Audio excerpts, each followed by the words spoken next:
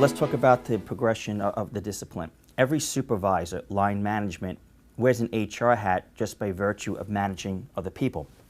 So years ago, HR would handle all of the tactical and transactional functions, but the internet has really brought distributive input. So years ago, if you were to move and change your address, you would fill out a form and give it to HR, and then HR would put it in the system. That's duplicate process data redundancy. The data exists in two different places. But now through distributive input and the power of the internet, the owners of the data are responsible for putting it in. So now a supervisor would put in the raises and performance appraisal for their subordinates. So the HR department no longer has the tactical responsibility because the whole curve has moved up.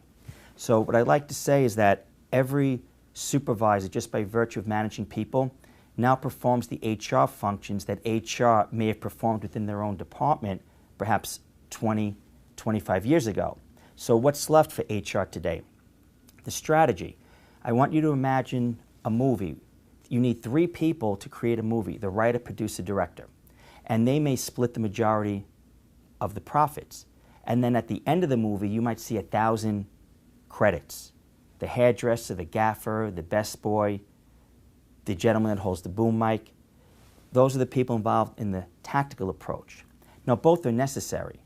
But if you notice, most of the movie is created because of the writer, producer, director that share in the majority of the profits, and then the 1,000 names that come after the movie might share 10, 20% of the profits.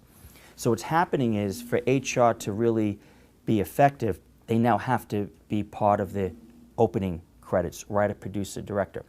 And another reason why that phenomenon is taking place is because companies with globalization no longer have the resources to absorb HR as a cost center.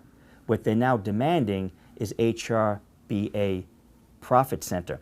And you're not a profit center if you're doing all those tactical and transactional HR functions, which have now been pushed down to line management through distributive input.